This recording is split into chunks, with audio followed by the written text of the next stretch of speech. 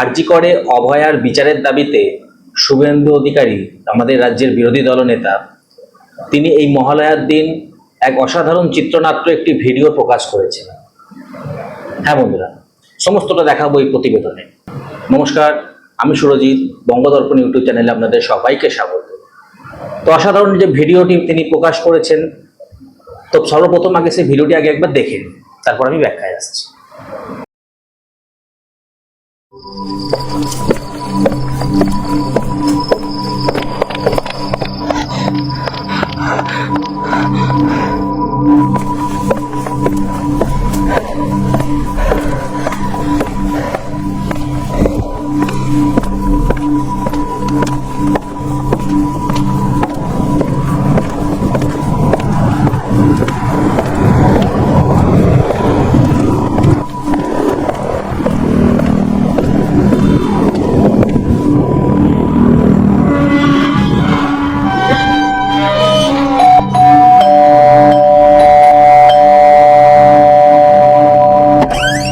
আজ এত দেরি হলো যে?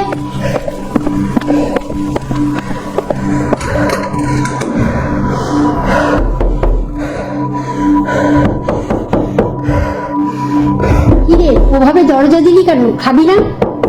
না। এত রাত করে মেয়েটার ফেরা ঠিক না, দেখছো না আজকাল চারিদিকে কি হচ্ছে? হ্যাঁ, এখন টিভিতে গাওয়াতে সব জায়গায় তো দেখছি।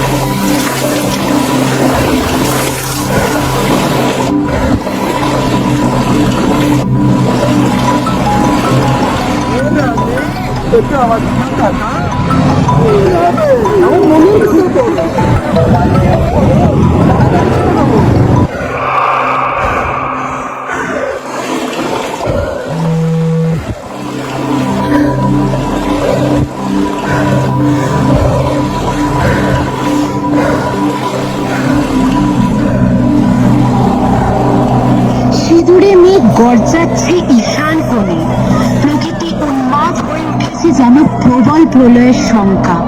ঝড় উঠবে এবার, প্রলয় আসন্ন, হবে বজ্রাঘাত, ধুয়ে মুছে যাবে সব পাপ, অসুর নাশী আসছে।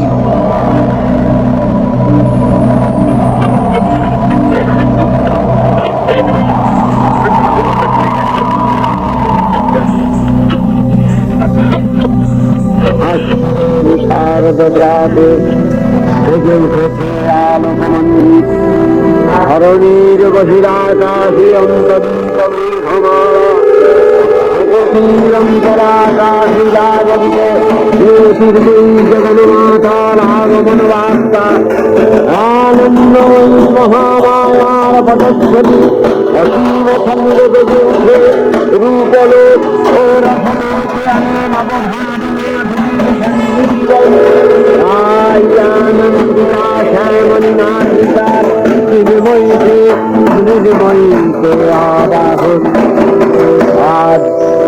শক্তিরূপিণী বিশ্বজননীর শারদশ্রী বিমন্ডিতা প্রসিদা মন্দিরে মন্দিরে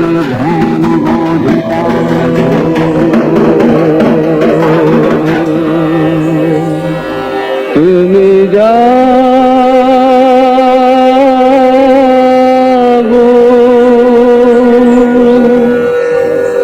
জাগো দুর্গা জাগো দশ প্রহরণ নাদিনী, অভয় তুমি বল মশাই, মায়ের মুখটা এবারে কেমন যেন রাগি রাগি লাগছে না? না বাবা, দেবী করুণাময়ী মাতৃরূপে থাকেন, তবে কি বলতো, এই তো দুর্গতি নাশেনি, অন্যায় অবিচারের বিনাশ করেন, তখন রুদ্ররূপে ধারণ করেন, আস্ত পিতৃপক্ষের অবসান ঘটিয়ে দেবী পক্ষের সূচনা। ওরা তো আসছেন বলেই দেখো না কেমন মাঠে ঘাটে কাশ ফুটছে, পাশের দিঘি ভরে পদ্ম ফুটছে, আশ্বিনের আকাশে রোদ ঝলমল করছে, মেঘ ভেসে বেড়াচ্ছে। আর আগমনে সব অন্ধকার চলে যাবে। দেবী তো আসেন আমাদের অন্ধকার থেকে আলোয় দিশায় নিয়ে যেতে।